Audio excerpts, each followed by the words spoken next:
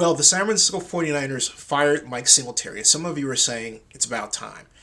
My mother had an interesting observation about the 49ers action late yesterday, about 17 hours ago, and she said, I wondered about that because he's always fussing with somebody, talking about how he had the argument with Troy Smith, quarterback Troy Smith, on the sidelines yesterday.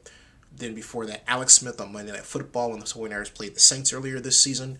And when Singletary had the famous argument with Vernon Davis to start his tenure with the 49ers.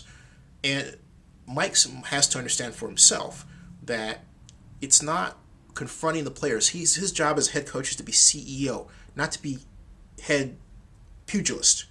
That's not the point. I'll get to that in another point, but my advice right now is for Jed York. Jed York is the owner of the 49ers and a Tom Cruise lookalike. And it's for Jed to go back and read a book called Building a Champion by Bill Walsh. Bill Walsh was the legendary head coach of the San Francisco 49ers who built the 49ers' success and arguably changed what the brand has been known for. Now, York and the York family run the risk of tarnishing that brand with the decisions they made in terms of hiring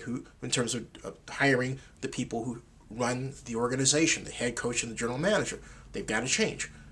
They have to embrace the past. They have to embrace what Coach Walsh built. I understand the reasons for it in terms of maybe not doing that in terms of family, but it's wrecking them. They are not succeeding. The blueprint that Coach Walsh laid out works. It's worked for other teams. It worked, for example, for years for the Denver Broncos, the Green Bay Packers. You can go down the line, about 13 different teams that Coach Walsh approach has worked with. Brian Billick at the Baltimore Ravens is another example. Actually, was a co-author of the book Building a Champion. So it's all there for Jed, but he has to read it and then also make sure that he can get up to a chalkboard, a whiteboard, draw a play, offensive and defensive, and explain the play and what happens as it unfolds from start to finish. If Jed can't do that, he doesn't understand his team. He doesn't understand the organization. He doesn't understand how to ask the right questions of the people he's hiring. And then he damages the organization with his decisions.